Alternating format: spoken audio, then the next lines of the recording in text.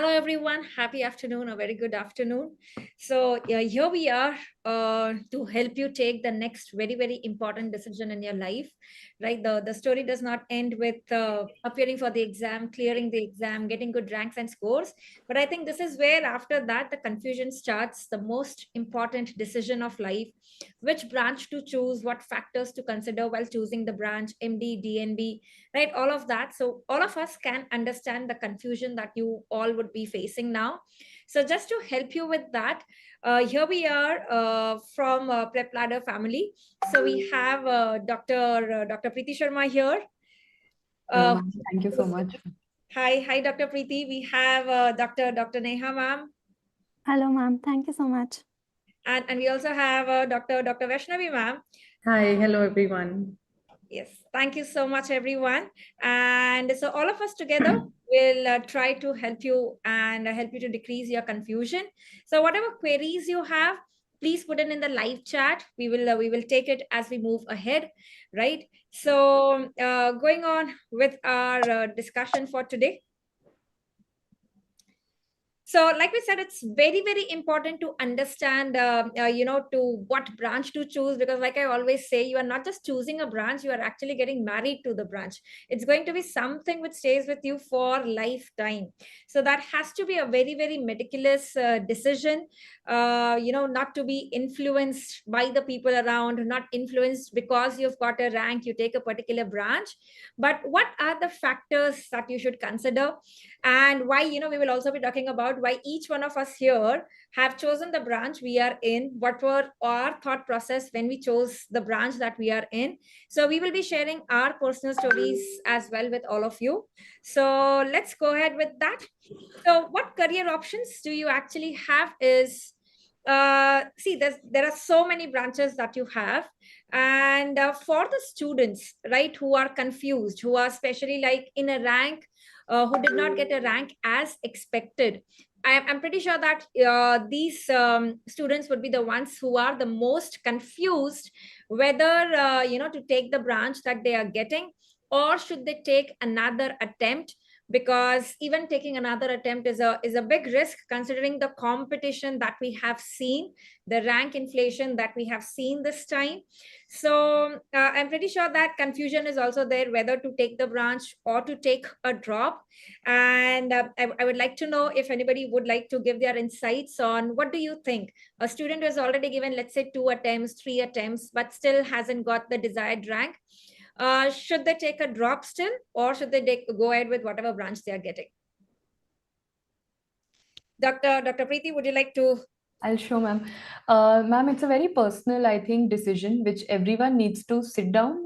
It's not a decision which only a student has to take. I believe it is a decision which you have to discuss it out with your family members also. Say, for example, if someone is on their second or the third drop already, you don't have to just consider the branch that you are working towards. You also have to consider the number of years that are going by. You also have to take into account, where are you placed financially also in your life? Can you afford to sit for another year without a job in this financial situation? Or do you have other responsibilities to take up? So this is something which is very, very personal.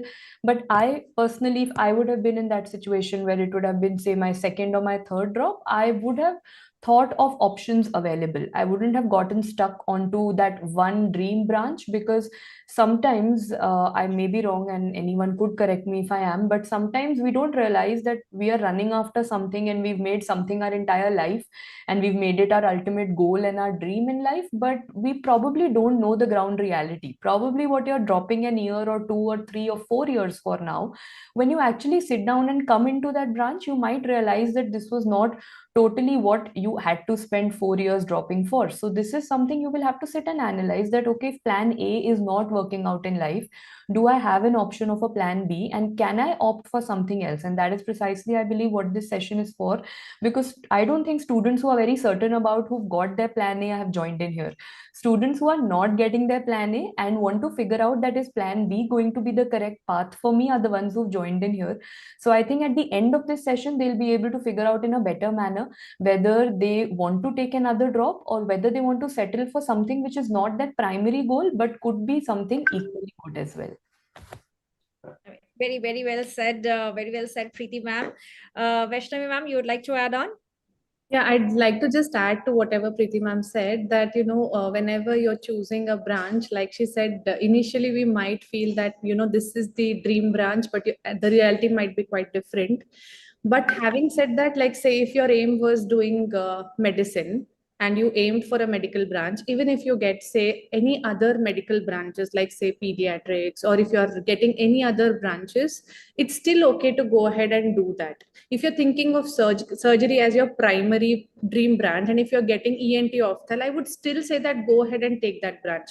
If you're thinking as radio as your dream branch, even if you don't get radio, you could probably think of other branches that could probably be, somewhere or the other related to the primary dream branch that you probably would have thought of for your life. But if you would have thought of medicine and you end up going into a surgical branch, then that could be a potential disaster, because you have prepared yourself all these years for a medical branch, and now suddenly shifting your focus to surgical branch could be a disaster. But I'm not saying it can happen in each and every case. So I think it's basically understanding your own choices first, understanding where you are, at what level of understanding of the subject, or whatever you like the surgical skills or the acumen or the blood, all of that. Do you like it or you don't like it will determine, should you get to that branch or not. So I think this is my ground perspective on what we had discussion so far. Very well said. So I think those are some views that we had on whether to take a drop or to go ahead.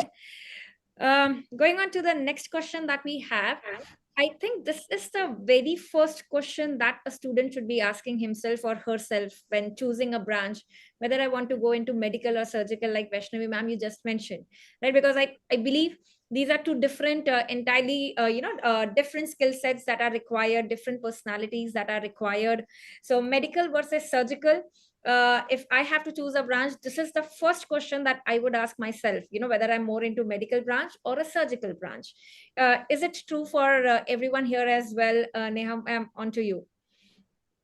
Yeah, this I think is one of the toughest questions, that we all need to address after we have the ranks with us.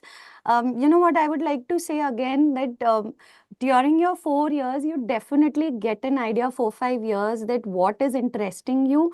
If you're really passionate about a surgical branch, like some of us do, is कि मुझे surgeon ही बनना है, my hands are made for that, then you definitely know that that is the thing that you're going to do.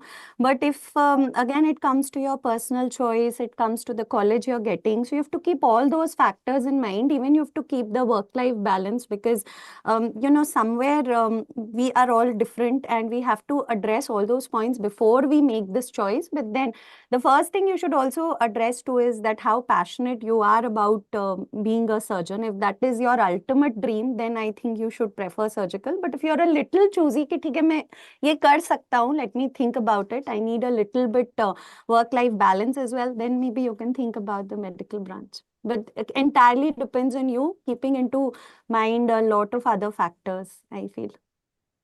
Yeah. So I think we have the surgeon here, Vaishnavi ma'am, who would be the best person to tell us that, ma'am, why did you choose a surgical branch? Was it always like, I want a surgical branch? And how has your experience been? So basically, my situation was a little different. I was already married by the time I had to choose my branch, and because I had to also pair up with my husband, and we thought we'll do together a lot of skull-based surgeries together, because he's a neurosurgeon. So that was my primary intention, because my choice was either plastic surgery or to do ENT surgery. I didn't think of anything else, because I had joined medicine and I left that branch because I didn't like it. I didn't like the night shifts. I didn't like how they would literally shout at me. I don't want to name the college or so where I was, but I didn't like the environment. Basically, whole night duties, and then there'll be so many patients in emergencies, and all of that was not something that I could really relate myself to. So then I just thought that it will be more comfortable to be in a zone where my husband is, and there are very few people who do a lot of skull based surgeries together, and which is why from the beginning we made this plan that let's do this together. And that was the reason why I joined ENT. And coming from ENT, which has both perspectives of medical and surgical aspects, I would say that medical branches are typically for those students who think that they are not meant to be a surgeon. That clarity should be there. Medical branches, everyone and each one of us can still do, but it is typically targeted at those people who know for sure that I cannot ever be a surgeon. If you still have a doubt that I can be a surgeon, you can still take up ENT, you can take up any surgical branch.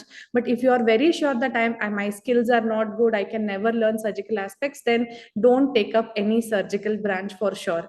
And medical branches, I would say that it's not that the work life balance is great. It's neither in any of the branches. You have to make your work life balance. In medicine, pediatrics, gynac, ENT, ophthal, PSM, whatever branch you take, or for that matter patho and radio, you all have different roles to play. You have different jobs to do. Even if you're in a teaching college, even if you're in a clinical job in a hospital, there will be pressures on you, there will be difficulties that you will face, but you have to decide how much time I give to work, how much I give to my personal life. And that's where the point of choosing comes. So I wouldn't say that surgical branches are very hectic. Of course, they do take a lot of time and training, but then you can define how much time you want to spend on that. Very true. So when you said, I was thinking of this because I was very clear that I cannot take up a surgical branch for sure.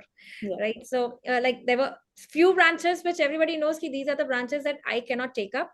So like, for example, in my case, I had already joined radiology through the state. Like, by then we had a different state PG and all India PG, we had different.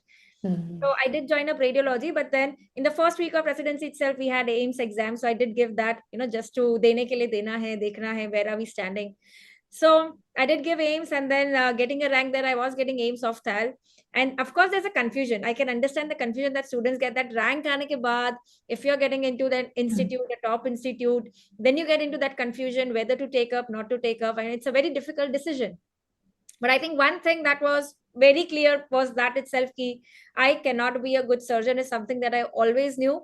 And that was the very reason that even for that reason, I left the tag of AIMS as well. Key, it's okay. I cannot continue doing surgical branch for my life. So it's better I stay with radiology. So I think that clarity has to be there. It's really surprising when students message that, I don't have any preference of whatever branch, what branch I have to take. There are few students who have that confusion as well, right? So Preeti ma'am, do you have any suggestions for the students who have no clue whatsoever ki, we are open to all the branches, so what should we do?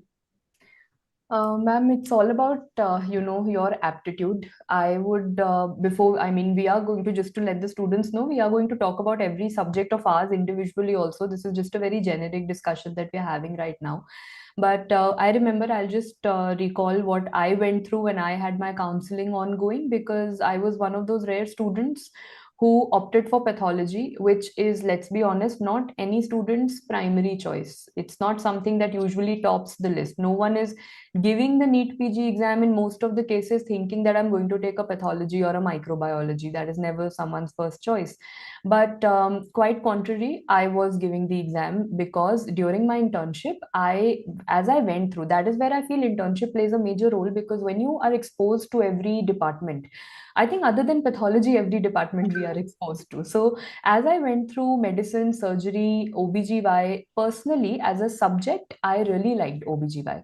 And when the NEET-PG results were out, apart from, like, I had very clear thoughts of whether it's going to be a dermatology or it's going to be pathology. But personally, I loved OBGY as a subject. Now, why I didn't take up OBGY which was devastating for my parents, because let's be very honest, in our society, till now, it's very sad, but it's true that the same kind of respect a non-clinical branch does not get when it comes to a comparison. And we are here to give you the ground reality. So I would say that very openly. And being a first generation doctor whose parents still believe that, if you don't have a stethoscope around the neck, or if you're not cutting with a scalpel, you're probably not not doing the real job of a doctor.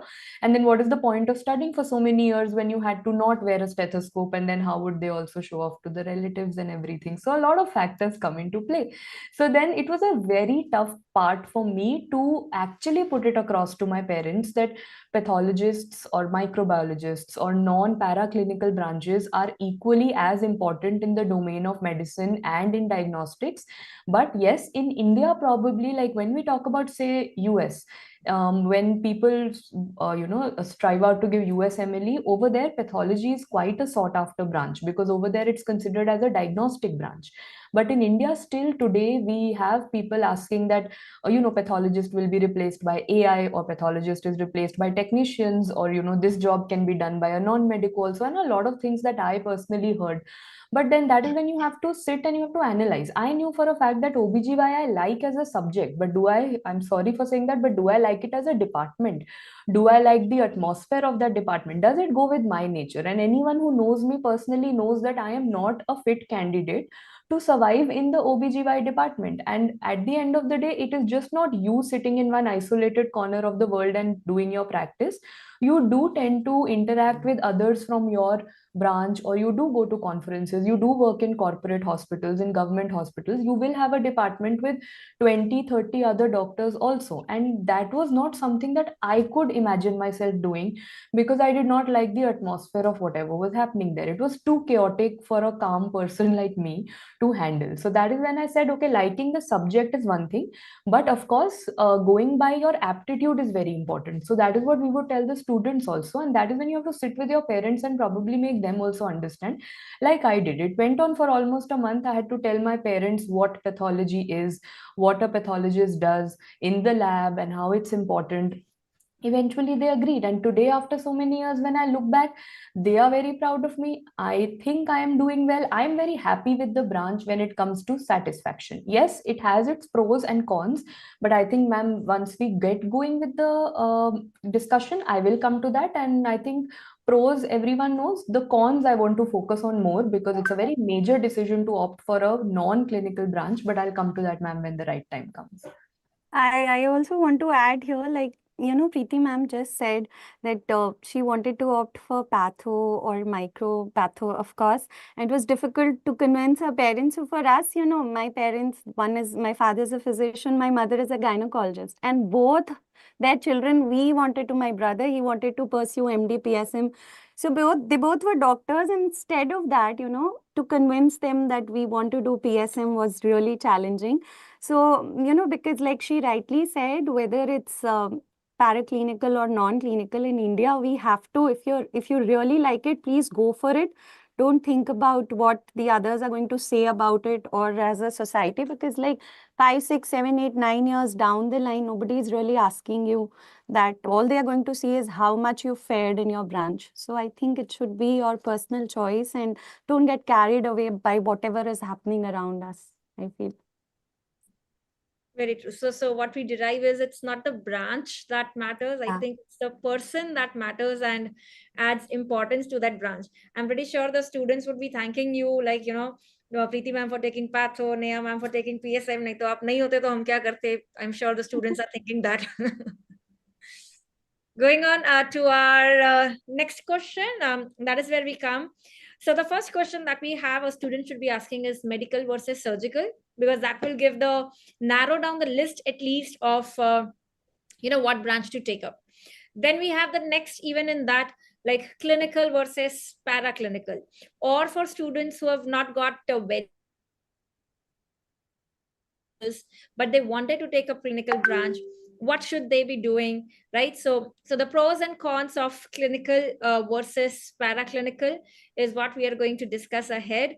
So Neha ma'am, on to you. Okay, so again, the choice is narrowed down. Thankfully, clinical versus paraclinical. If suppose like what kind of person you are, based on that, I would think the first thing that you have to take care of is the work-life balance. Like for me, I always wanted a branch that, would give me time for the family as well, and would give me a decent, I should be able to run my family, support my family. So that was my primary focus. I didn't really go for clinical branch. I wanted to have a good 9 to 5 wala work. but then I'm that kind of a person.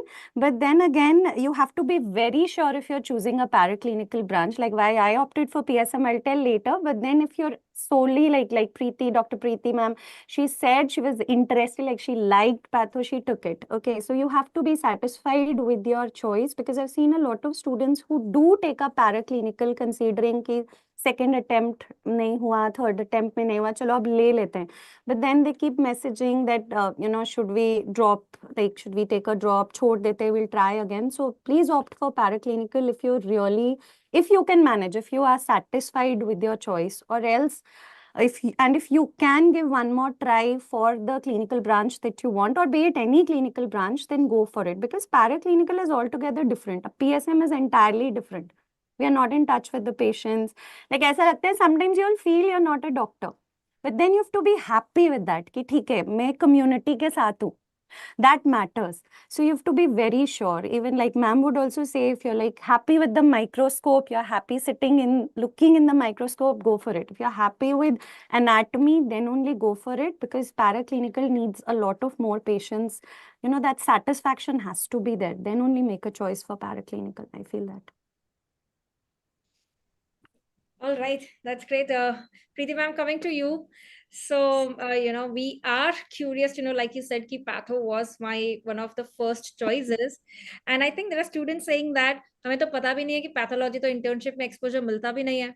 Second year तो I'm pretty sure that none of the students can identify the slides except for slide number के पीछे से identify करना. And that's what everybody has done. So how did you had this thing कि I want to do patho? So, ma'am, I think since students have already joined in, I'll take it up as a whole only, path and micro and whatever pros and cons they want to talk about. So just a quick recap of my journey was that during my internship, while I went through every posting, I got an exposure of that's the reality when we get to know how a doctor works, be it the night shifts or be it the 24-hour duties or whatever it is. And then you get to interact with all your residents, postgraduates, senior residents. And that is when you realize that are you as a person okay with working this way throughout your life? So first telling you the pros and what worked in my favor was during my internship, I realized that night shifts are something I was not okay with. Yes, of course, in your internship, you do it because you want to learn. And then you realize that, okay, I can probably even do it in my, say, residency, till my senior residency, till I'm learning in life, I can. But if I pick up a branch, which is an emergency branch, say an OBGY, where I'm working in a government or a corporate hospital or an anesthesia, say, for example, I am going to have these night shifts probably till a very senior stage of my life. And I was personally not ready for it. So my first most important point was I wanted to get rid of night shifts. So of course that comes at a cost of a lot of things, which I will tell students. So the first thing that you get, like Neha ma'am said, is work-life balance. Pathology, for everyone who's wanting to know over here, in most of the labs, if you go down to see, government hospital timings are the same everywhere. Either it's an 8 to 3 or it's a 9 to 4 or a 9 to 5. When it comes to a private pathology lab, it is a 9 a.m. to a 6 p.m. job in most of the labs. In labs which are having histopathology, they can even extend up to 7 p.m. So 9 to 6 or 7 is max. Of course, after a certain time, that is in your residency, you will have night shifts, say 1 or 2 in a month, because you have emergency lab duties. But after your residency, you will not have night shifts. So one thing, if you're looking out for work-life balance, तो pathology में 9 to 5, 9 to 6 p.m. का job होता है, which is good enough for anyone who's like me and wants that balance. Second advantage, it is an end branch. Although, and I'm saying this both for path and micro, both of them, till now, there is no need for a super specialization in our country to get a job. You can get a very good job in tier 1 cities if you are doing MD path, MD micro करने के बाद, you will get a job. Even in the periphery, you will get a job.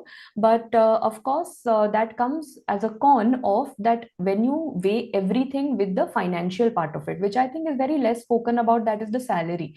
And unfortunately, when I think everyone would agree, when we take ourselves back to the age of 22, 23, 24, when we are in that phase of branch selection, we are only running after our dream branch. We are only running after the dreams that we have and our family has, but we are not taught about the ground reality that after 6 years, what is also going to matter a lot is how much you are earning per month. So when I say pathology and micro come as a 9 to 5 branch, you can obviously guess that the pay scale is going to be lesser. You have to be very thick skinned about two things in path and micro. The pay scale will be lesser than all of your colleagues who are working in clinical and surgical branches. And of course, the status symbol, unfortunately, is going to be lesser. So you have to be very thick skinned when it comes to that. Giving you just an example, see, pathology works in a way that more you work in the central institutes and more you work in, I'm talking about private sector, because government sector, everyone's salary is the same. It's a fixed thing that goes for state government and central government. But for private sector, when you work in places like metropolitan cities like Delhi, Mumbai, the salaries are actually lesser, and the more you move towards the peripheries where there is a scarcity of doctors, where the demand is more, then your salary is going to go up. So if I say right after MD pathology or MD micro, when you move out, your salary nowadays is somewhere between 1 to 1.5 lakh per month. And if you think it's going to magnify a lot in the next 10 to 15 years of your life, that is not going to happen. There is a certain cap that comes. You can reach up to, in the few years, you can reach up to 2 to 2.5 lakh per month. This I'm talking about the current situation in Delhi. Yes, as you move towards periphery, if you're getting a job as a fresh pass out of 1.25 or 1.3 lakhs per month in Delhi, you will get somewhere around a 1.8 as you move towards the periphery, which you have to analyze. Are you ready to live a life more in the periphery? Are you comfortable with that? Does it suit your family life? You all have to get married, you have to have kids. So all of that, is that going to suit you where you're wanting to stay? That is the ground reality of the pay scale that is going. Versus if you consider, which Nikita ma'am and Vaishnavi ma'am and Neha ma'am will tell better, that if you compare it with the surgical branch as a fresh pass out, of course the salaries are more, and even the amount you can extend up to. I mean, Vaishnavi ma'am will know that for a surgeon, there is sky is the limit. I mean, the more you are ready to work and the more you're ready to expand your practice, you are going to earn as per that. But in pathology, when you're doing a job, there is a certain cap, because a salary never has sky is the limit. And if you feel you'll open a pathology lab, the amount of competition in that is immense. And this is what I'm telling you as the ground reality is. Delhi mein aajkal to open a path lab as a standalone person is next to impossible, because we've got corporate chains which are just not sitting with one hematology analyzer. They are sitting with molecular genetics and much more. So that kind of investment as a single standalone doctor, no one will ever be able to do, which I think is pretty much the case with radiology also nowadays, right? So if you have to open a lab, again, you will have to go to the peripheries, and that is where you will be able to open the lab. And yes, there I can say that your pay scale will go up, and you will be earning almost equivalent to your clinical friends also. So this is about the pay scale where it goes. Second thing, as I said, it's an end branch. Nowadays, we have DMs in histopathology, cytopathology. In microbiology, there are DMs in infectious diseases, which is very famous. And these DMs, especially infectious disease, gives you a lot of opportunity to move abroad also, which we will talk about in our next slide. Next, there are fellowships and there are observerships. Again, fellowships of Tata offers fellowships, be it in Kolkata, be it in Mumbai. Those are available for you to do in pathology, also in micro. But if you ask me, again, coming down to the ground reality, that adding a fellowship next to my name, is it going to double up my salary, or is it going to double up something in my life? Partly yes, not a double. Partly you can say a 10 to 20% hike in your overall pay scale would happen after a fellowship. But it's not that you would do one fellowship, add it in front of your name, and you're getting a double salary as soon as you walk out of it. It's not how it works. Most burning question, will AI replace pathology? AI will not replace any doctor ever, because I don't think, even if you ask your parents, would they want to get treated by a machine, or would they want a machine writing a medicine to them? Same way, would you want your relatives adenocarcinoma report to be answered by a machine or by a human being who's studied for 15 to 20 years? Your answer is pretty clear. So AI will never replace this field, but AI will add a lot. What has AI done is that, like, for example, I am sitting here and I get a call from my lab right now saying that there is a patient who's come with sepsis and they want to analyze the peripheral smear and they want to find out that is this patient having neutrophilia with shift to left and other sepsis parameters. So yes, now I have that option that they have microscopes with digital softwares which can connect me while sitting at home. I can see all of that on my screen, and that ways I can give a report while being remote. That much AI has helped us, and I have personally worked with 2 to 3 softwares which are doing that in the corporate sector. So that has actually made life for us and for the patients easier. But at any point of time, there was a software, for your reference, which said that okay, maybe the doctor's not needed, neutrophilia to machine bhi report kar dega. And so many times the machine was catching a neutrophil like a lymphoblast, and you all know the difference between a neutrophilia report going and a lymphoblast report going to the patient. So AI will never be able to replace it. So if you feel you'll be jobless ever in the future, no matter how much advanced you may become, at the end of the day, if you have a patient with you or a relative who's suffering from cancer, you would never want a machine to give you clarity on that. You would want a doctor to give you clarity on that. So AI is not replacing you. Cons may, what I have already told you, four things be very, very aware of. Number one, patient interaction will not be there. There are two times you do patient interaction in pathology. One is when you go for FNACs, because you have to perform FNACs yourself, but that is not being done in every center. So be okay with, you will be working in the lab with a microscope behind the screen. You will be a hero, but you will be a backstage hero. That's one thing. So minimal patient interaction. Secondly, being very brutal, being very honest, the society is not going to give you those many thank you, gratitude messages as they give to a surgeon, or as they give to, because they don't know that you have also had a contributory role in it, right? So it's not even their fault. Unhe pata hi nahi. As per then, the surgeon has done the operation or the physician has given them a tablet to eat and that has cured them. They are not aware of what reports have come from where. So if you are a person who works on, when someone says thank you or gratitude expression to me, then I tend to work better, then path and micro are not for you, because people are very rarely going to come to you and give you that, that gratitude expression is very less. The third thing, be very thick skinned about the society. You have to stop listening to it. मैंने बहुत सुना है. I have heard a lot about not having a stethoscope. I have heard a lot about all that you do is see a urine sample. All that you do is that you studied so many years to see the urine and the stool sample. This is what I've heard from non-medicos. So with time, you have to become thick-skinned, and that is something if you are mentally that strong, then path micro lena. अगर ऐसे बात पे रोना आ जाएगा कि oh no, that person said that to me and then maybe I'm not worth it, then these branches are not for you. It's like a struggle that you are fighting with the society also out here. Third, you should be okay with not comparing your salary with others, which means that if you are primarily walking out there to earn big bucks and millions, then both ya to apna lab khol lena, that is when you'll earn those millions. Otherwise, you come down to reality that okay, salary is this much that I'm going to get. And yeah, these are the three things. I might have missed out a few, which I'm sorry I did not go through the comments while I was saying it out. But any other queries that you have regarding path micro? This is the ground reality as a branch. My personal, after having I entered MD path in 2013. I did that till 2016. Then I did 3 years of senior residency in Safdarjung Hospital. So 2019 is when I walked out of that government setup. So from 2007 to 19, I think I was in that capsule and in a bubble where I felt you're in your parent college and you're pretty much protected over there. No one has the guts to say anything to you कि तुमने ये क्यों लिया वो क्यों लिया. 2019 when I moved out and I entered the private sector, that is when I realized the ground reality of pathology, which was that it is going to be a struggle. If you're ready for it, it is a worthwhile struggle. Today, if you ask me, am I looking back and regretting? Not at all, because I wanted work-life balance. I got that. I did not want night shifts. I got that. I was looking out for an end branch because I was pretty much sick of giving exams by the age of 25. I wanted a few years of my life that, okay, I will study, but I will study to add skills in my life. I will not study to give more exams. So that part of my life also got settled. Of course, initial years I was a little this thing that, oh, this person just walked out of MD and is earning more and I am not. But that also gets settled, guys. You, if as ma'am was also saying in the beginning, it's a person's aptitude. If you are ready to work hard, and nowadays you guys are Gen Z, there is nothing known as a single source of income. अगर ऐसा सोच रहे हो कि सिर्फ हम doctor बन के we will earn a lot of money, ऐसा होता नहीं है.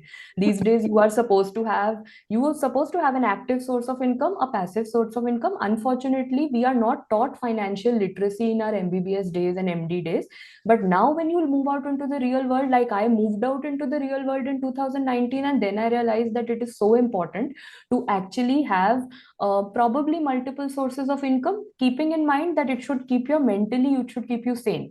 I mean, if I'm earning big bucks, but if I don't have time for my family and if I don't have time for other things in my life, it's useless.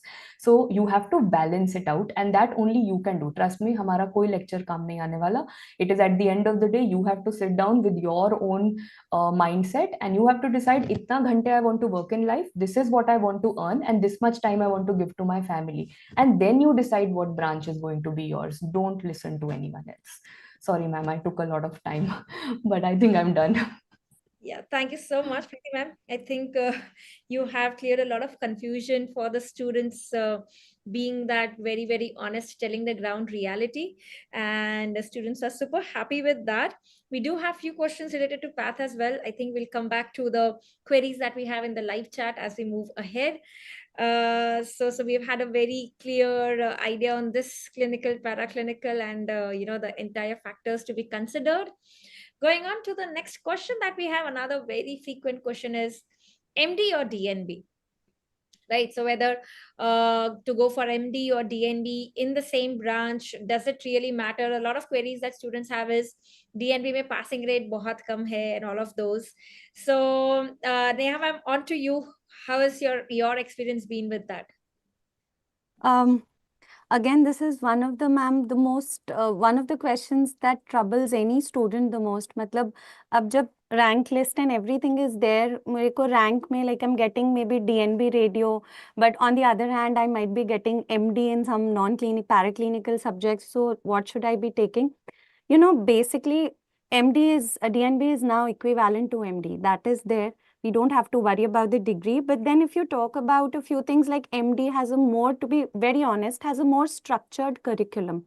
Okay, and also it's recognized internationally more than DNB. That is a fact. Okay, if you want to move out or something, your MD degree is well known. Ki, okay, this person has done MD from India in this particular subject. But if you want to move abroad and they say that, if I say that I've done DNB in this subject, they're not well aware with the fact that, okay, DNB is something. India mein theek hai. Job ke basis pe bhi people now do take up DNB in all the subjects. Ki, you can join as a person there. That's okay. But then again, one thing I would like to say, like you said, ma'am, the passing percentage, and that is actually worrisome because DNB mein you're not there in the same college. Like you don't have to give your exam in the same college. You have to go to the other college. So like I had to go to St. John's, Bangalore. Now I am from Delhi, I would say, but then I had to go to Bangalore to give my exam, jahan pe I did not know anybody. It was like a new place for me. I did not know the language. I did not know the teachers. I had no idea who the externals are, going to be. And I was like, ki theek hai, ab dekhte hain how it is going to turn out. So that fear would constantly be there, and not all your seniors would have cleared. Like suppose आप DNB ortho ले लेते हो in any college, okay, college also matters for DNB because if you take up colleges in Delhi, okay, they're going to give you that training exposure. DNB में training का exposure मिलता है during your training period. They let you do a few things and that exposure is more. But then at the end of 3 years, you have to clear DNB, right? So that constant fear, I feel, is there in the mind of the students. Abhi, I would say the passing percentage has slightly increased, but then where will I be allotted? Who is going to take my exam? I do not know any senior. Mujhe kya help milega? All that is very, very there. So if you're ready to, live with that thing, if you're really this thing ki nahi, main DNB nikal lungi, that I will take it out. At the end of the day, I have to study, I have to sharpen my skills. Thoda sa aur karna hai, so I will take up because I'm passionate about that subject. If I'm getting DNB radio, I will go for it. I will not worry that I've got MD or DNB, because I am getting the subject that I want and I'm going to work throughout that journey, and I'm going to, so you have to be that strong. You should be ready to go to the other college and face it. Then that is one thing that you have to be really sure of कि ठीक है DNB निकल जाएगा. I'm not going to listen to my seniors कि इतना ही passing percentage है, मैं तो pass कर लूंगी. That's what you have to be very sure of. That's the first thing, because it's not easy going to a new college and sitting for the exams. The other thing I would like to say is कि if you're planning to move abroad or something, if you're planning to apply for any higher skills or something, please don't go for DNB. Very bluntly, I'm going to say, go for MD, because they don't know. Like I will tell you, I'd applied for a few PhD applications. They're not very sure about DNB community medicine, but they'll understand, okay, MD community medicine or MD pathology or this thing. The other thing, again, I would say, if you're ready to work a little extra, a little harder, then please go for DNB. And the training that you get, like, I think, ma'am, if you would like DNB radio, you can like compare with MD radio, with the colleges, with the hospitals. I think the exposure is very good, but then again, make an informed choice, because and one more thing, your what do you call, your relatives also won't know what is DNB in a particular subject, but they will know what is MD. Like ma'am also said, no, you have to be thick skin. उनको नहीं पता DNB क्या है, वो बोलेंगे अच्छा MBBS के बाद कोई और डिग्री आ गई, अब तुम तुम MD नहीं कर रही हो, तुम ये कर रही हो. So you have to be very clear with that also, that you might get to hear a few things. But then if you are strong enough, if you're, like ma'am said, if you're thick skin and if you're passionate about the subject, go for DNB. Otherwise, if you, on a personal note, I would say, if you are okay that MD is what matters to me, the recognition is more important to me in the society, because DNB abhi aa raha hai. It's not that everybody is aware of it, but ठीक है, hospitals are not making that much of a discrimination. They do take DNB in all the subjects, MBBS, DNB ले लेते हैं. But if you are more towards the degree कि नहीं मुझे MD का tag चाहिए, then I think you can go for it. Otherwise, DNB is in no way is bad. I would say a little more challenging, personally also, professionally also. So considering a lot of factors, you have to make that choice. I think all of you will be able to throw more light into this. What do you Can I feel? add a little to it? Yeah, of course. Yeah, so basically, if I have to tell about the clinical branches, DNB per se, like if I take surgical branches, nowadays DNB is not just being offered in medical institutes or colleges, private colleges, it's being offered even in private hospitals, where you do not have a professor, assistant professor, senior resident. There is no cadre of teachers above you. You just have one consultant, maybe one or two junior or senior consultants available. Now, if you choose to do DNB, and then if you choose to do a surgical specialty and in a private hospital setup, then of course it's going to be extremely challenging. One, because if you're choosing a surgical branch, hands-on is a must. Considering you're doing it in a private hospital, who will allow you to touch the patients? Because they're paying a bomb and getting themselves operated in a big private hospital. They wouldn't allow a junior resident to come and operate on them. It is literally not a possible thing. You will just be holding the retractors, you'll just be seeing on the laparoscope camera or an endoscope camera and thinking that, okay, this is the step, this is the step. But you don't learn surgeries that way unless you touch the tissue, until you feel the tissue, until you do it yourself, you will not learn surgeries that way. Be it on the cadaver also. You can learn the anatomy on cadaver, but you cannot do a surgery on a patient without having a hands-on training. So please consider, if you're taking any surgical branch DNB in a private hospital, leave alone clearing the exam. Examination is a secondary thing that can still be done. But if you don't gain that surgical skills, which you have to gain during your residency period, and if you don't gain that, once you're out of it, even if you clear, you will feel helpless. You'll just feel like, what is happening with me? And then again, you will have to spend another 3 years spending your senior residency in some government institute, or maybe a private medical college, which will allow you to get that chance of doing the hands-on work, and then after that your life starts again. So it will take a long time if you're thinking of a surgical branch DNB. But if you're very sure that surgery is the thing that you want to do, then please go ahead, but be ready that that's going to be a long learning curve and you will have to spend a lot of time for doing the same. Yeah. So particularly if I come to radiology, MD versus DNB, so because like I very much agree with surgical skills or not being able to learn that in corporate hospitals. Like you said, nobody would allow the residents in private corporate hospital to do the surgery in their, the learning years. But I think DNB radio is as equivalent as MD radiology if I come specifically to radiology. So if someone is getting DNB radiology and not MD radiology, I would still say go for it, because of course radiology does not need a lot of like the hands-on skills to be there, except for ultrasound. There are going to be some shortcomings, like corporate hospitals in Mumbai do have some hospitals do not have, the best of the hospitals do not do obstetrics, right? They're more into like infertility and IVF, so obstetrics is not there.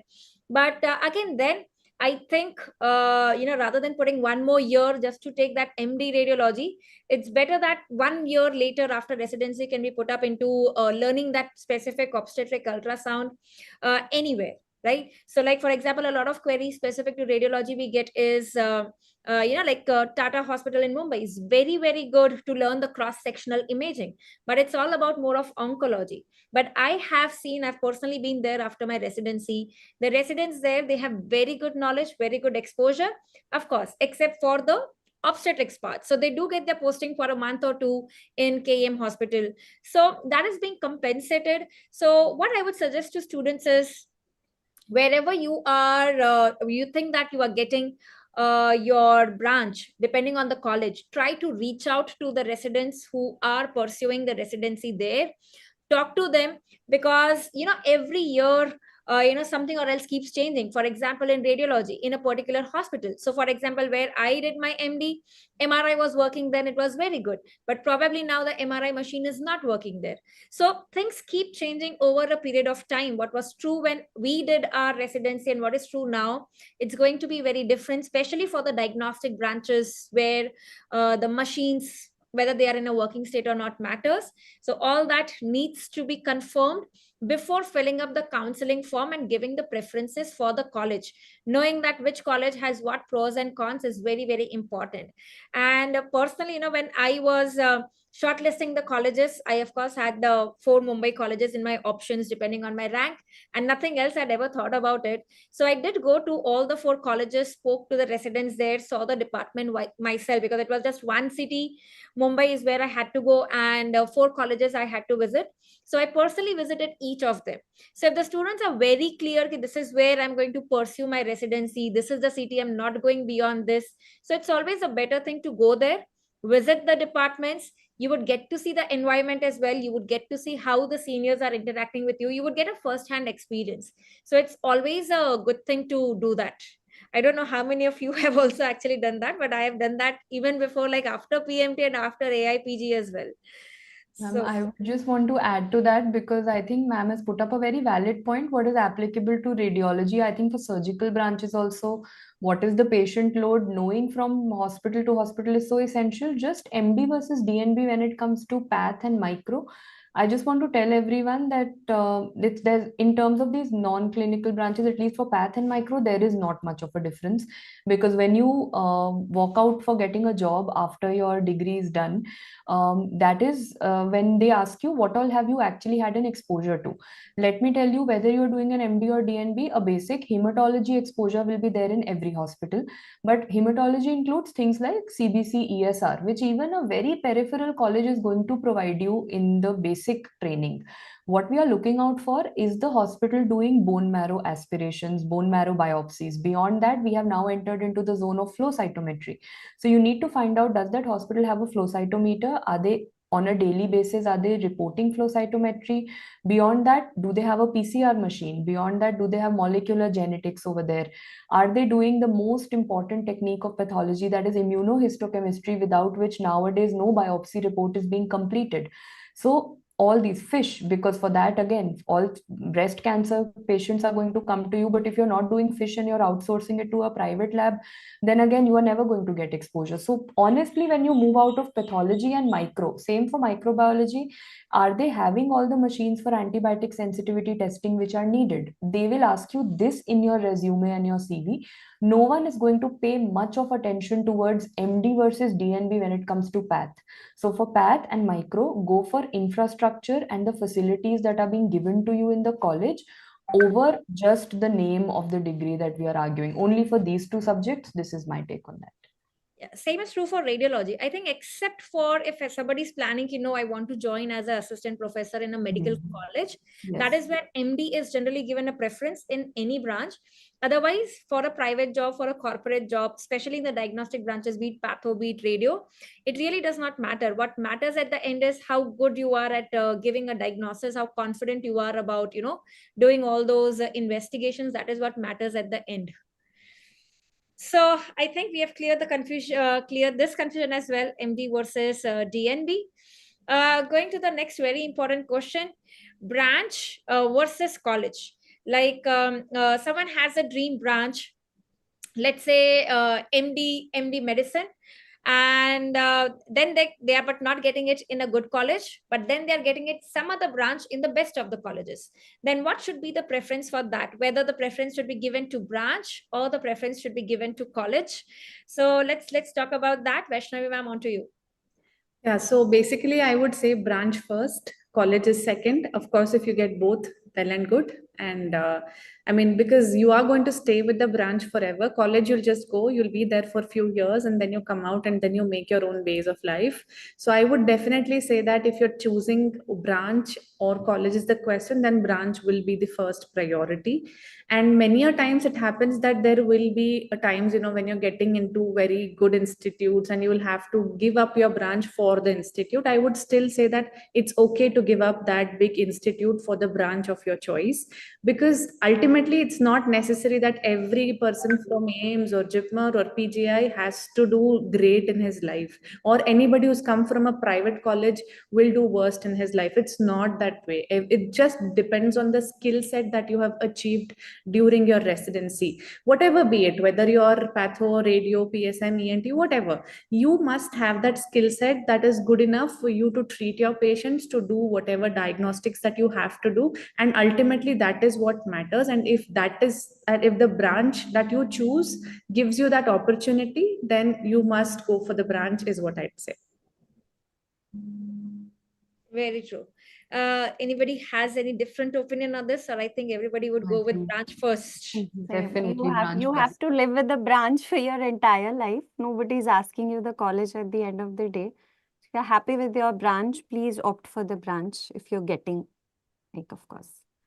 Yeah, so I think so we would put it out like branch first, college secondary, and even in that MD or DNB, whether you're getting in the same branch does not really matter. You can go with MD or DNB because, again, of course, you can build up the skills in senior residency. So that is how the sequence should go regarding choosing the path ahead. Going to the next one, scope and job opportunities, India versus abroad. So we have a lot of queries related to that as well. Yes, Preeti ma'am, would you like to take that up? I think we have queries regarding FRC path as well. So that is always an option, I think, not just for PATH, but for every branch, I believe. And nowadays, more, I'm seeing a lot of students asking this question more now than earlier, because many students are wanting to shift out, or at least not if permanently they're wanting to go get some exposure in a different country, maybe have a better quality of life, and a lot of other parameters which they are considering. So when it comes to pathology, let's start from the two most sought after places, that is US and UK. So definitely in US, the procedure is longer because over there they are not, you can do an observership, but even for you to do a fellowship over there, you will have to clear your USMLE steps, which I think is pretty much applicable to every other field or every other branch that we are talking about here. So that becomes a really lengthy procedure because you have to give your USMLE steps, clear them, and then you can be eligible for a fellowship, which is depending. There are 1-year fellowships and 2-year fellowships also. Observership is something which you can get. There are many paid observerships that are available, but again, in pathology, observerships can be done because the only problem being that observerships don't let you touch the patient. यहाँ पे तो वो problem ही नहीं है because there is probably no patient that you have to touch. But yeah, you will not be reporting firsthand. It's not that you will be given a tray of slides and you have to report all of that. वो नहीं होगा. That is not there, but you will be overall in and around the department, so you will know what is happening. That is one option. If you clear your USMLE steps and you've done your path and micro from India, you definitely get an upper edge and you are given priority for opting in your match for pathology and microbiology. But that is when you're shifting your country altogether. If you just want to go, say you want to in the UK, or if you want to give your FRC path, these exams are tough. Let me just give you the ground check on that as well. Pathology in general is a branch जहाँ पे ना उतना credit you don't get for the amount of studies that you have to do, because you're not dealing with a particular system.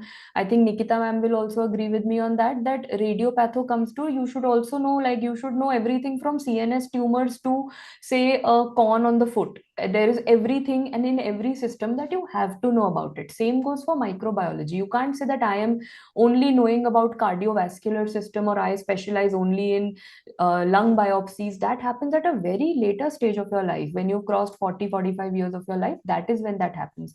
Early times mein to in your 30s, and when you're practicing in the early days, you have to know everything. So when even you go abroad, a lot of you were asking me about DM hemat here, and of course in abroad also you have a lot of hematology options abroad, because that is the most sought after branch of pathology. When you go forward, there are two nowadays with the rising trend of cancers. Oncopathology options abroad are there, and second hemat to shuru se tha. So if you're planning to go to UK, even without clearing too many exams, you can get job opportunities there. US के लिए थोड़ा difficult है. That is of course which is there for USMLE steps. But yeah, the pay scale for pathology abroad is higher because, as I said, diagnostic branches in general over there are more well paying in comparison to India. One more thing that I've seen in the recent trend is people who've done, say, a fellowship or a DM in any part of equivalent to DM in foreign countries, when they return back, the corporate sector is also giving them higher posts and is giving them a better pay scale, but that comes at a cost of what you sort out for, that is work-life balance. If you've done an DM oncopath, don't expect your life to be a 9 to 5, because then when you're reporting and you're doing histopathology, your grossing specimens will come at 6 in the evening, 7 in the evening. The surgery of, say, a Whipple's disease, a Whipple's surgery procedure might finish at 8 p.m. in the night. So your work timings will not be fixed as before. But if you want to do a DM oncopath, then the opportunities there remain endless. Very true. I think in radiology per se, FRCR has become the new norm. Every radiology resident is doing FRCR, and I think everybody who's planning to take up radiology, you should be aware of this. That when everybody is doing FRCR, of course you have to do it as well, because when you'll be competing with the same guys, again the competition never ends. Again, then after completing residency, again for the jobs, and especially for radiology, you have to start with a job and not a private setup. So getting that FRCR is also important. So please pay attention to that right from the beginning. That is your first year itself. Be aware of that. When to give what exam, the eligibility. Please read into that. And yes, the jobs abroad definitely pay you better. Even I remember after completing my MD, and I used to always tell my husband, chalte hain, Dubai chalte hain, the package there is very good. So it's always alluring, the higher pay. But when you sit down and you see, I mean, do you really want that? Are you ready to leave the family for that very reason? So all those things need to be considered before you are taking those decisions, right? So again, it's a personal choice, India versus abroad for everyone. Ma'am, And sorry to interrupt, but that Dubai discussion has happened in every household. Exactly. I mean, I think that the Every household. basic concept of India versus abroad isliye aata hai because the pressure now in India for any consultant, be it medical, surgical, whatever, but I mean, it is that what you get to the hospital is what you get in return. It's not going to be a fixed pay job anymore, especially in corporates. And if you're thinking of a government job, yes, of course, you have that pay scale. But in any corporate, they will just hire you for 1 year with a fixed pay. But beyond that, it is fee for service, which which means that you get the patients, you do your job, we get you a percentage out of it. That's all about it. So you get more, you also earn more. If you don't get more patients, you don't get that income, and which is the sole reason why people are thinking of shifting their base from India to abroad. And that is when the thought arises that, what should I do next? And in that situation, when it comes to those people who are already thinking about it, abhi bhi kya hum log ko jana hai bahar with so much of competition in India, let's start from now itself. Instead of joining any residency course in India, let's do the residency elsewhere. I would say that it totally depends on their family situation and their situation, whether they want to take up the branch here or not. Secondly, if they're thinking of a surgical branch, please do not take up if you're thinking to go abroad, because surgical branches, especially if I limit myself to ENT, is a 6 years course elsewhere, whether it is UK, whether it is US, it's a 6 years course, versus in India where we do only 3 years of residency. So most often what happens is you're not accepted over there. First of all, even if you clear your PLAB, even if you've done your FRCS, MRCS, they will not accept you immediately as a consultant. You will have to do another few years of observership, fellowships, and then you'll have to have some preliminary contact over there who will give you that reference, and with that reference you will have to build up that whole path for yourself. So it's not an easy track to go abroad if you're thinking of a surgical specialty. Medical specialties also is, it's getting difficult with time, but they are more accepted and it's more a easier channel for them, I would say, as compared to surgical branches. Even for that matter, even if you take the Middle East like Dubai, Qatar and all of that, anesthesiologists are picked up just like this. They just have to write one exam and they just pick like this and they move with very, very good salaries. But it's not the same case when it comes to surgeons. They wouldn't even let you operate in Dubai. They will ask you to be there, work there for 3 years, observe your skills. Then your professor or consultant has to approve that your skills are good enough to practice. And then there's so much set of work that goes beyond that. So if you're thinking of abroad on a surgical ground, I would say that be sure on day one today that do you want to go abroad or not. And if it is, then do your residency abroad rather than doing it here and wasting your another 3 years of time. Thank you, MD ma'am, for PSM that does very have good insight. MD PSM, ma'am, does have a lot of opportunities to move abroad, but then it comes with a lot of hard work. It's not very easy to say to any student that do your MD PSM and then you can move abroad easily. If you get attached to an international, NGO, start working in Delhi itself or any other metro city in an international NGO with some amount of extra hours, if you're ready to put in with some amount of more, it's like a corporate setup only. So if you're ready to put in those extra hours, do a little more of research, invest a little more of time and gain a little more of experience, you do have chance to move abroad with MD-PSM as a degree. And the pay is also good, decent, not decent, it's actually very good. But then you have to, it's more or less, you have to work throughout the day. Also, you have scope of doing PhD in public health abroad. You can apply to a lot of colleges. And so that does have, you can work abroad as a researcher, you can apply for funding with international these organizations. So MD-PSM does have an opportunity. I would say slightly more, but then you have to be ready to put in that extras. It will not be like 9 to 5 kind of. You will be traveling a lot. So if you are ready with that, then you can move out abroad, I feel. All right. Thank you so much, ma'am, for that. And we have query also coming in regarding diploma in clinical branches. Are they worth taking? I think that's another query that should be answered. We've answered MD versus DNB, but how about diploma? Diploma. I'd like to take that question. There are a lot of people asking, should we take DLO or should we go to paraclinical? This is the most common question that I get. So I would say that again, it depends on your choice. You want clinical or not. But even if you do DLO, it's not that you don't have scope at all. The only thing is you will have restrictions on work. Like for example, to be able to join into a medical institute will be difficult.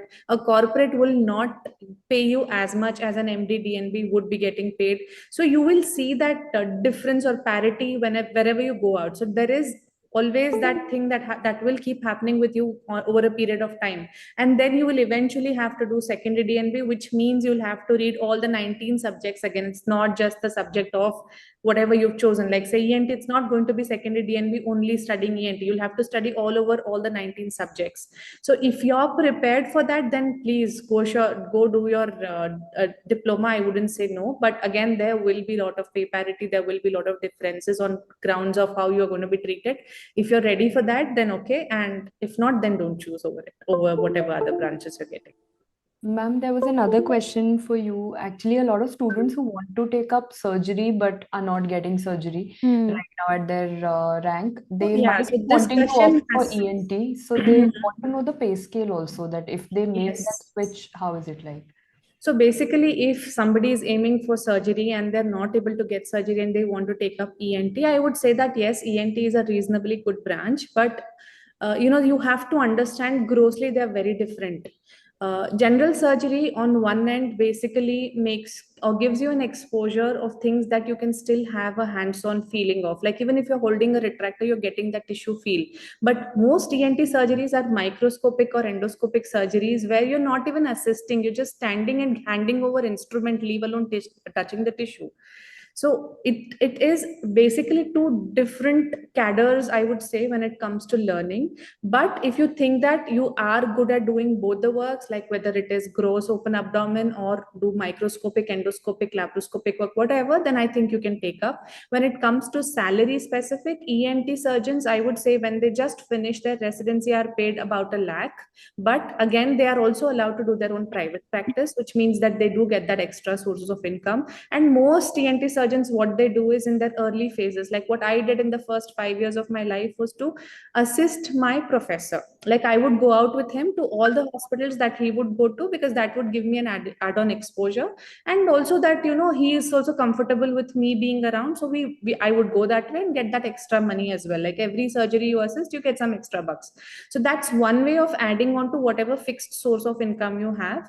And again, when it comes to surgical specialty, sky is the limit. The more you hire, I mean, you get the patients, the more amount you earn is what we see.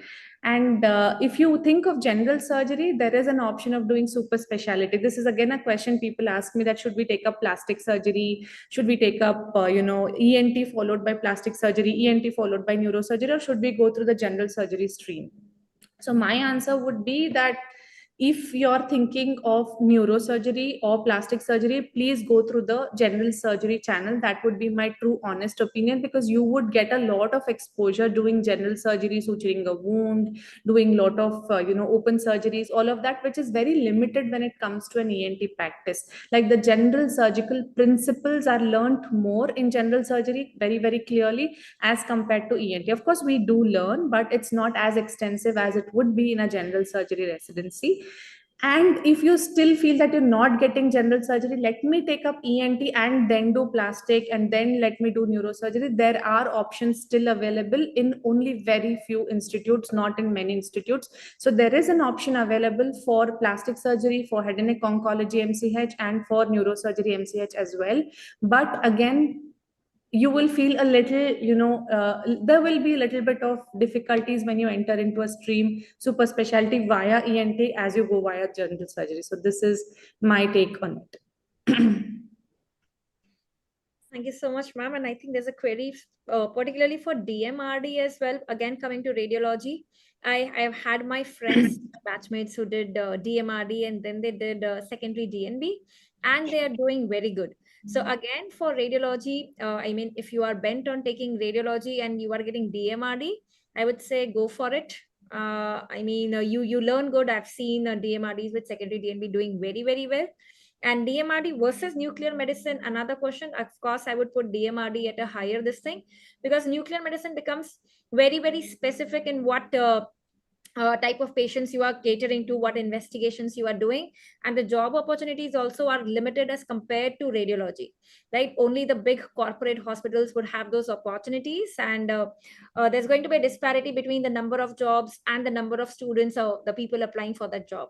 So anytime it's going to be DMRD radiology, which is going to be better than nuclear medicine, is what I believe. And one more thing I would like to add, for any student who's confused between any branch, this is what I always suggest is, please go and spend a couple of days in the branches that you have confusion in, whether it's radiology, it's nuclear medicine, it's radio versus derma, it's medicine versus peds. Because what you see in colleges as departments and what happens on the ground in the hospitals, they are very, very different things. How a radiologist spends the entire day, what actually do they do, you will never see that in the college, right? So I always suggest that please spend a couple of days. You would have your contacts, you can reach out to the doctors in your town, that just like 2 days of observership is what you can do, and you would get to see their routine, how how do they function, how does the entire that branch functions, and that would give you a clarity. So in a place where you could spend those 2 days without looking at the clock, you did not realize how time went by, is what is the branch that you have a calling for. So please do that. For anybody who's confused, please spend few days before your counseling starts, so that you get to know. Because many times what happens is branch to hum le lete. So for example, even in my case, took up radiology only because it was a rank and everybody said mil raha hai to le lo. But then when you go into the branch and you realize, oh, this is what actually radiology means and this is how it functions, pata hi nahi rehta hai. So if you do not want to get that shocker, it's always better that you spend few days before the counseling in a particular department. To add that, ma'am, what you told is absolutely true. And when you spend some time in a particular branch, you also understand the stress levels that run around in that department. Like, for example, we see today so much of violence happening against doctors, and this is preliminary against those who are primarily treating the patients. Like, mostly in the clinical branches, you would see this, especially emergency medicine or, ICU or critical care. So, if you are somebody who is thinking of joining any of these departments, then please do consider, because it's a real problem.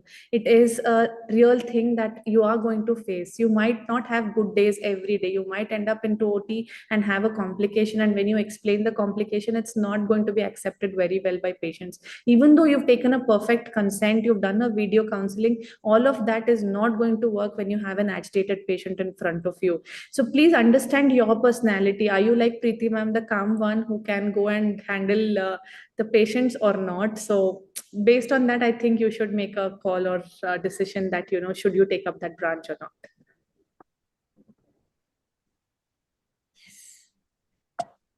Very true. Going on to the next one. So now we come to, so finally, what are the factors that should be considered while choosing the branch? So I think we would be best be able to tell all the students here through our story that why did we take up the branch that we are in? What are the factors that we thought? And how are we happy with that? Or given a chance, would we like to take a U-turn? How has our experience been? So starting with that, Neha ma'am, starting with you. Okay, I would say I am extremely fortunate, and I'm extremely happy with the choice I made. Actually, I've always been a person who likes to, before I had an understanding of the subject also, I've always been a person who likes to, be a people's person, interact, talk, meet with everybody, bond with everybody. And throughout my MBBS, I was like, for most all the subjects, in fact, we had to be in the OPD or in one room. So I was not able to do that very well. So during the third year, they used to take us to the fields, and where we used to, sit with the families, have a cup of tea. It was not happening every day, but then whenever it happened, it was like, it fascinated me a little more than, being in the OPD and talking to one single patient. So that was one reason I'd made up my mind that, I'm going to take a branch where I get to choose. If I had not become this, I would have, I don't know, I would have been a news reporter maybe. That's something else I always wanted to do, be there amongst all. So since I opted for medicine, MBBS, because both my parents are doctor, I used to see my mother all dressed up, wearing a sari and go to the hospital. So I always wanted to become a doctor. But after that, while selecting a branch, there was one reason that I'm a people's person. I can't sit and be focused on one person. Another thing is my brother, he took up MD PSM, although like I said before, also my parent physician and obstetrician, my mother, but he took up PSM and he was like, and touch wood, he's doing fairly well. So I saw him, I was like, okay, if he can do this, so I can also, take up this branch and have a good, decent support to my family and do what I actually want. So that was another reason. But then the most important thing I would say while selecting your career, while selecting your profession, would be to know the type of person you are, because nowadays being in the hospital, being amongst patients has become equally challenging. Can you tackle them? Can you handle them? Can you face what is happening around you? That needs to be considered. What sort of personality you are? What is your passion in life? Like I was more into research also. So PSM gave me that opportunity. I have more than 50 articles in index journal. So I was very happy doing that. And then again, work-life balance. I always had a priority to give time to family and children, and I did get that with PSM. I was getting that with PSM, and at the same time, I got to be with the with my with the people, with everybody in the community, come up with new things, discover new things. um, you know uh, keep inventing myself. We do get a lot of opportunities in community medicines. We do get to engage with the people around. So I think that was one of the prime reasons. But above all, I was very sure कि मेरे को surgical branch नहीं होगा. मेरे hands are not made for surgery. तो वो ऐसे ही out हो गए. माइक्रोबायोलॉजी पैथो में I couldn't look into the microscope, जैसे आप बोल रहे थे ना कि स्लाइड के पीछे देखते थे बस, we are not able to make out कि उसमें क्या है, तो वो मुझे पता था. Anatomy again too much of body structure वो नहीं कर सकते. Physio pharma too much of learning required नहीं हो सकता था. सो आई हैड एक्चुअली यहाँ से I was very easily able to come down to PSM, and then I saw my brother. So I was like, यही लूंगी, and this is what I want. So therefore I took that, and I'm very happy. I think I made the right choice. I get to do research. I get to teach. I get to even do my statistics, which I love the most. I get to go to the medical colleges. That again is there. So yeah, I'm happy. Depending on the person I am, I think I did make the right choice. No U-turn. No U-turn. Thank you so much, ma'am. Coming on to Preeti, ma'am. I think we know your story, but just that we would like to know. I think you are there, what you wanted, and I think you are happy with that. I think I've mentioned most of the things. The only thing I would want to add over here is like Neha ma'am firstly has given us the perfect strategy of how to attempt MCQs. उन्होंने branch selection बिल्कुल वैसे ruling out options करके, the way she went for it, I think is the perfect way of how you're supposed to weigh the pros and cons of every branch. And I was very certain, the reason being that again it all depends on your nature also. Like Neha ma'am said that she loves to be in a place where there are people and interacting with people. I am the complete opposite. I'm the worst case of an introvert, as you may call it.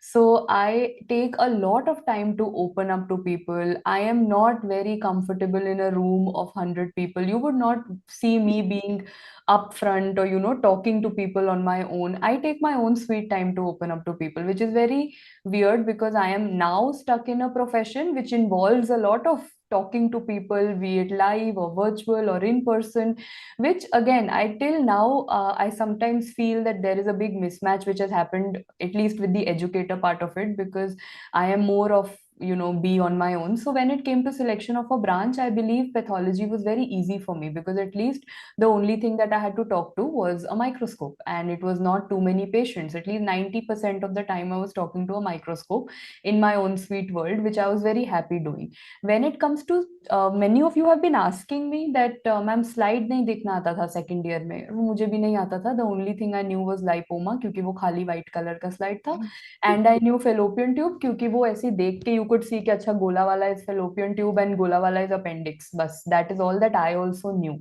I did not even know how to identify normal thyroid gland because that is the slide that I got incorrect in my second year MBBS practical. So why I got it wrong, because बाकी सब slides पे number लिखा था. So I knew 300 was lipoma and 301 was fallopian tube, but thyroid की slide पे number नहीं था. So I got it wrong in my second year MBBS practical. That is how all of us have passed it. So that is no criteria for you to decide whether you should be taking path or not, because for first 6 months in pathology you will be clueless.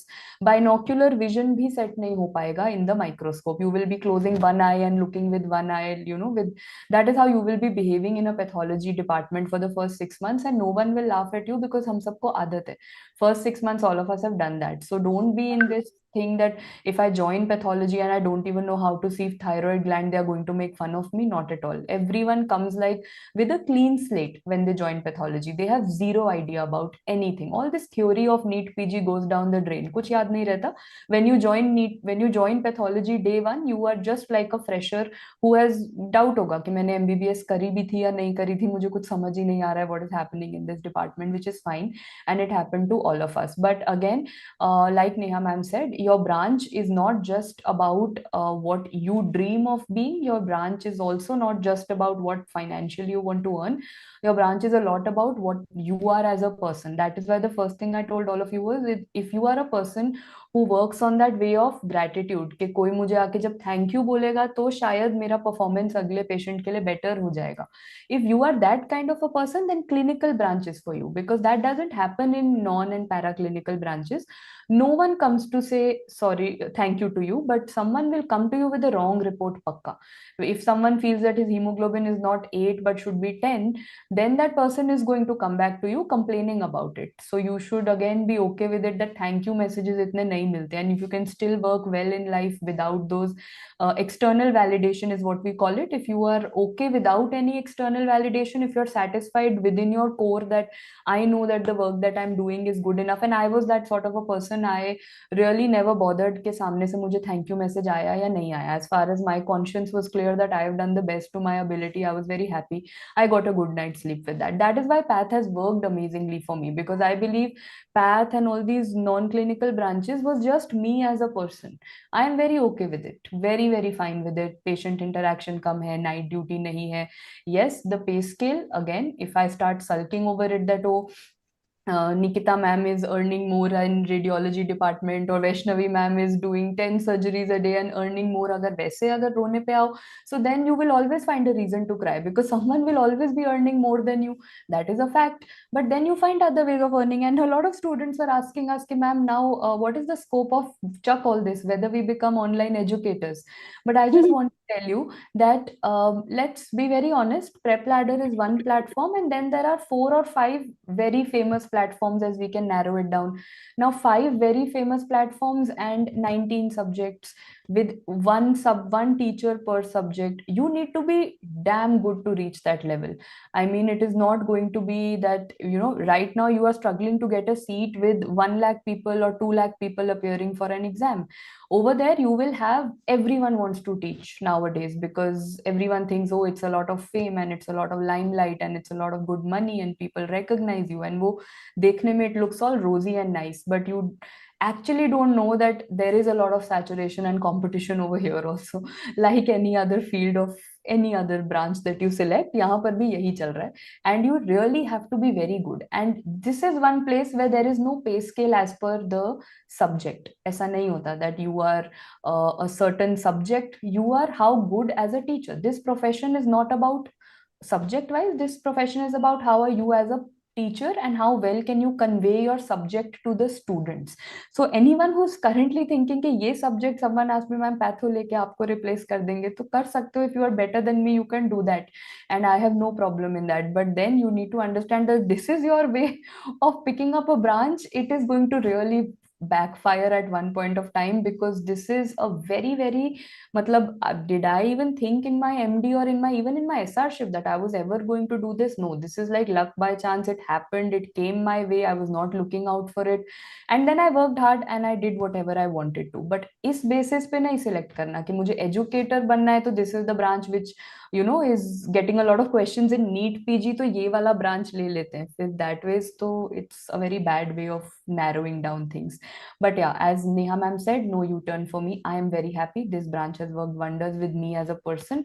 I am very, very satisfied. And now, after so many years, my family is also very happy. I have made sure that they have come to settlement with the fact that हमारे घर में stethoscope नहीं आता रोज रोज, and our daughter doesn't go out with a stethoscope every day, does not come back with a stethoscope. She's coming back with random glass slide pieces at times, but they have made peace with it and they are now happy. And if I think they are proud of me also. So for me, there is no taking a U-turn at all. Vaishnavi ma'am, on to you. Yeah, so basically, when it comes to ENT, the first question is interest versus passion. So, what I do in my clinical work is both interest and passion. I was interested in ENT clearly when I joined it, and today it's my passion. And there is like a lot of gratitude when patients thank you. I mean, it's the truth. Like I said, that you have people who can go against you. There are a lot of people, even if it is very less, it is there that people come and say you thank you, especially when you hear those thank yous from the older generation, because younger generation to karega nahi, that we don't even expect. But when you hear those thank yous from older generation, it really feels like the world to you. It could be simple ear pain, it could be just because of a furuncle in the ear, and then you just gave them that little bit of medication and an ointment and it gave them that relief. It means so much for them. So I would say that thank you messages, that thank you feeling, and the gratitude and affection which you get being a clinician, I think you get nowhere else. And I think that the same applies when it comes to me when I'm teaching. So when I'm teaching and when I see students thank me, I think that is more than anything to me. And whatever it is, the salaries or pay scale, I think everything just falls behind when you just hear those words of affection. Even when I see that for Nikita ma'am, Neha ma'am, and Preeti ma'am, people call them angels, people call them saviors. I feel so happy for for them as well, because these words come from people who are actually having that difficulty in life. Like all of you were stressed all these days, and some people like these came into your life and changed everything for you. So I think these things matter more than anything else, I would say. Like when it comes to a profession, whatever you take, I think ultimately it boils down to achieving this.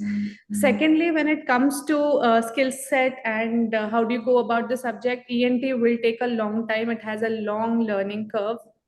You will have to be ready that I'm going to spend 5 to 6 years just doing basic work, maybe just a tonsil adenoid, maybe just a septoplasty, or maybe just a tympanoplasty.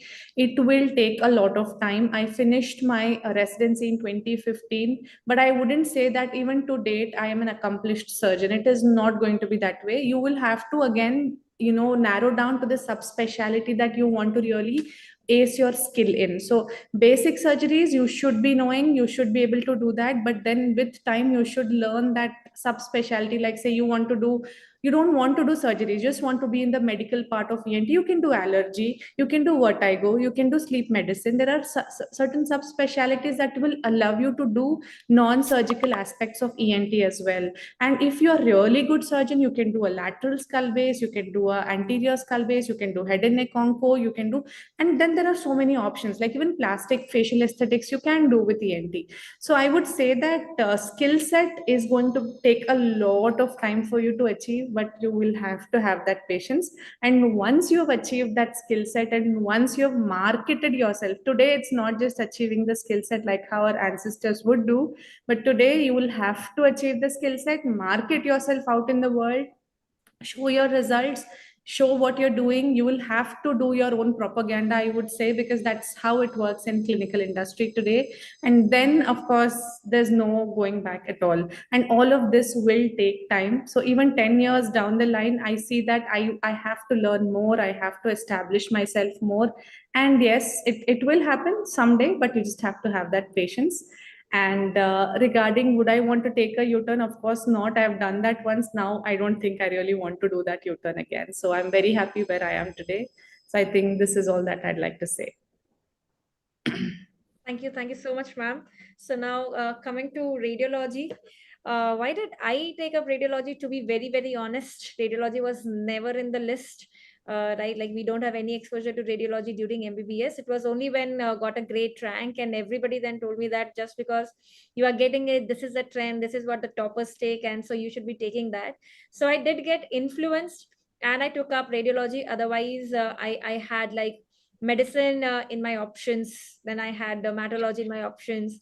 So I'll be very honest, had taken radiology out of influence. And honestly, like Preeti ma'am said, when I entered radiology, मुझे ये भी नहीं पता था कि CT film कौन सी होती है और MRI film कौन सी होती है. क्योंकि when I gave the PG entrance exam, image-based questions were not asked in the exam, right? So we never learned about it. Abhi to everybody is like half radiologists. By the time they give the NEET-PG, they know so much about CT, MRI, and all the diagnosis. But honestly, I remember when my senior told me कि CT film लेके आओ, मैं MRI film लेके आई थी CT film के बदले of that patient. So never knew that, right? So it was very different, very new. It was like ma'am said, Preeti ma'am, it's like a fresher who's starting the journey again.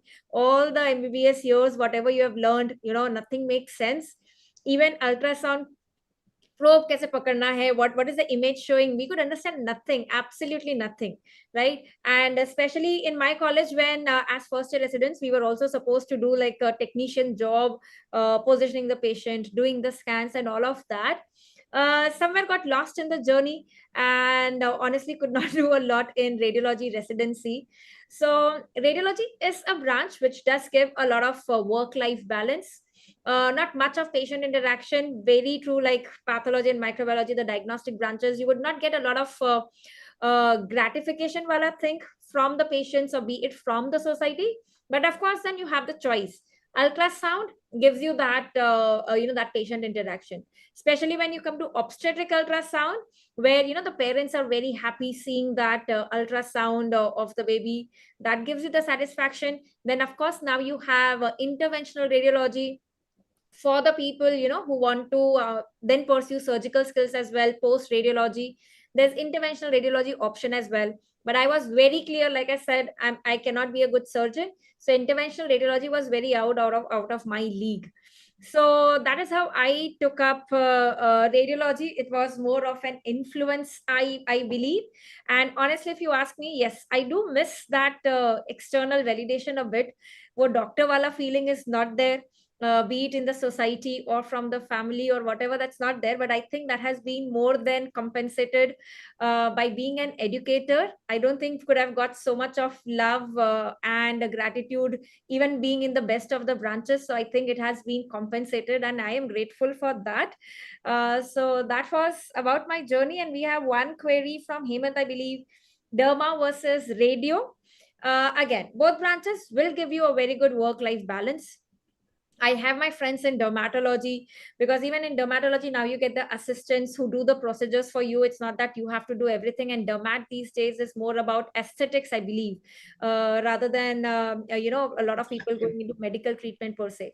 So I think every branch you have the option. You will see the surgeons doing limited work, getting back to home at 3, subspecializing in the sub branch where you do not want emergencies. So every branch, after completing your residency, you will have an option to steer your branch, to steer your work the way you want. Like be it anesthesia. Like my husband is an anesthetist, and everybody feels that anesthetists are very, very busy, right? So, but then he's a person who's like, I want my family time. He's back by evening. He does not want to do any freelancing. So you have all the options there. You can choose your path. It's all about you being clear what you want in your life. It is just that primarily focus on the branch now. Okay, this is what I love. And then once you clear your residency, you can steer it as you want, and you would have many options open. The baseline, I believe, stands at loving the branch that you are in. That is what matters at the end. That is what I personally believe. So those were some end words from me. If anybody wants to add on.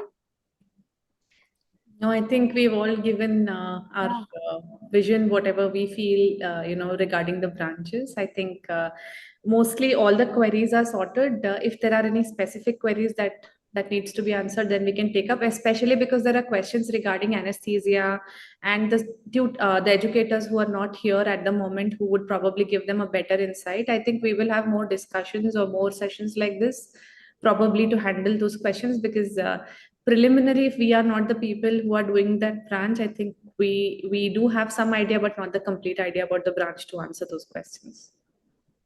I just want to add one line.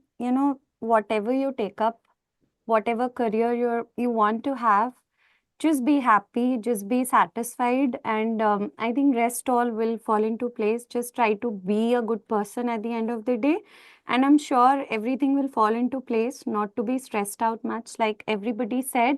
Figure it out with your family, figure it out with your parents, like Preeti ma'am, Nikita ma'am, Vaishnavi ma'am, all of them said ki just figure out what sort of person you are and you know yourself better. एक branch उठाओ, उस पे लगे रहो, and I'm sure everything is going to fall into place. So just make an informed choice. सब हो जाता है It is ultimately. about how much of hard work you are willing to put into it. It comes down to that at the end of the day. I mean, you might just get a top rank and you might take radiology, and then you might think that I'm going to earn in millions, but that doesn't happen. At the end of the day, as a radiologist, if you don't put in that much of effort, you will have to work hard to get to anywhere in any branch. Same for surgery, same for pathology. If you want to do really well, if you want to have a chain of labs, a name for yourself, you will have to have sleepless nights over there also. So everything at the end of the day is going to be a product of your hard work, and it all depends on what you are as a person and how much of hard work are you ready to put into it. And it will not pay off in our profession. It doesn't pay off instantly. It's not that today you're working hard and you get the instant results tomorrow, but it is something which is hard work plus patience. So down the line, you are every time over here as a doctor, you're making a 10-year vision for yourself. It's never a 2 or a 5-year vision. You make a 10-year goal and then you work towards it for every single day to be able to see the results after 10 years. That is how it is. So pick up one branch, as Neha ma'am said, and then give it all that you have. Then you don't have to think what if, because what if is the easiest thing to do in life. In every domain, you just have to pick up one branch and give it all you have and then see how life unfolds. Hindi में बोलते हैं ना कि जो choice कर लिया, अब उस चॉइस को सही बनाना ही तुम्हारा काम है. डोंट थिंक कि क्या मैंने सही चुना है या नहीं, अब जो चुना है उसी को सही बनाना है. That's the only way out today's time, I feel And personally. also, I would say that if you feel at any given point of time that you haven't made a right choice, it is possible in many life big decisions we make. Not every decision works out for you. It's okay to give up that branch and redo from the beginning. It's okay. I wouldn't say that you just have to struggle and slog through your entire life taking up a branch. Maybe you weren't aware of the difficulties that would come your way. Maybe you're not enjoying as much. It's okay to give up also, but I think that that should be the last priority in your life that you do. After having put up so much of efforts and coming all this way, giving up should always be on the last of your list. But it is still okay. Don't hesitate. Don't feel ki क्या कहेंगे लोग, what will my family think. It's okay, you can do many things beyond also. It's life is full of possibilities and opportunities. Life is never an end. You just have to make it beautiful in your own ways. Right, and also I think at the end of the day, branch selection ke time pe two people whom you have to cut out from your life. One, your relatives, and second, the society and the char log. Unko please cut out karo. Your branch selection is you and your parents and your immediate family, and that is it. Because in the long run, they are going to see you study for that MD exam. They are going to see you struggle for getting a job in the society. They are going to see all the struggles that and sleepless nights that are going to go when you will have a tough time in writing your thesis, or you will be bugged with your HOD for giving you extra work. ये सब कोई नहीं देखने आने वाला. ये सब your immediate family, and you are going to handle it in the residency. So first, cut out on these people because they are just for all the masala. They really don't care much in your life. They are just here for with popcorn and seeing what movie you are there to display to them. So cut them out. Second, do not select a branch looking at a person. Please do not take pathology, because if you feel that you thought that I teach well, ma'am हमने आपको देख के then we think patho ले लेना चाहिए. बिल्कुल ऐसा नहीं होता, because you are seeing one person.